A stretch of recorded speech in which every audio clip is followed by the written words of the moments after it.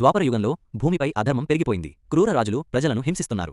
గ్రామాలు అగ్నికి ఆహుతవుతున్నాయి. ప్రజలు దేవుణ్ణి ప్రార్థిస్తూ కన్నీళ్లు పెడుతున్నారు. భూమాత బాధను చూసిన దేవతలు వైకుంఠానికి చేరి మహావిష్ణువును ప్రార్థించారు. అప్పుడు విష్ణుమూర్తి చిరునవ్వుతో అన్నారు, ధర్మాన్ని రక్షించడానికి నేను కృష్ణుడిగా అవతరిస్తాను. మధురారాజు కంసుడు తన చెల్లెలు దేవకిని రథంలో తీసుకెళ్తుండగా ఆకాశంలో ఒక దివ్య స్వరం వినిపించింది. కంస, దేవకికి పుట్టే 8వ బిడ్డ నీ అంతానికి కారణమవుతాడు. ఆ మాటలు విన్న కంసుడు భయంతో వణికిపోయాడు. కంసుడు దేవకీ వసుదేవులను జైలులో బంధించాడు. చీకటి గదిలో వారి జీవితాలు బాధతో నిండిపోయాయి. అష్టమి రాత్రి మెరుగులు మెరవగా జైలంతా ఒక్కసారిగా దివ్యకాంతిలో నిండిపోయింది. శ్రీమహావిష్ణువు ప్రత్యక్షమై అన్నారు, నేనే కృష్ణుణ్ణి. తర్వాత చిన్న శిశువు మారిపోయాడు. వసుదేవుడు చిన్న కృష్ణుడిని గుట్టలో పెట్టుకున్నాడు. భారీ వర్షంలో యమునా నది దాటసాగాడు. ఆదిశేషుడు తన పడగతో కృష్ణుడిని కాపాడగా యమునా నది దాటించింది. గోకులంలో చిన్న కృష్ణుడు పెరుగుతున్నాడు. ఆవుల మధ్య ఆడుతూ పిల్లలతో నవ్వుతూ గ్రామం మొత్తం ఆనందంతో నిండిపోయింది. చిన్న కృష్ణుడి అల్లరి అందరికీ ఇష్టం. గోపికల ఇళ్లలోకి దూరి వెన్న దొంగిలించి స్నేహితులతో పంచుకునేవాడు.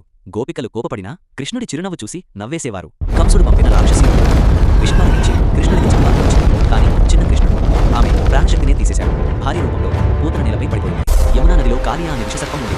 గ్రామస్తులంతా అప్పుడు కృష్ణుడు నదిలోకి దూకి కాళియ తలలపై దివ్య నృత్యం చేశాడు. కాళియ ఓడిపోయి కృష్ణుడికి నమస్కరించాడు. ఇంద్రుడి కోపంతో భారీ వర్షాలు కురిశాయి.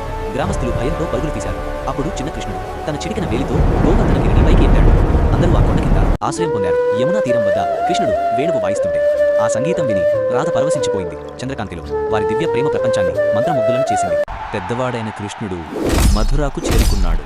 కంసుడి అహంకారానికి ముగింపు పలకడానికి భారీ యుద్ధం తర్వాత కృష్ణుడు కంసుడిని సంహరించాడు.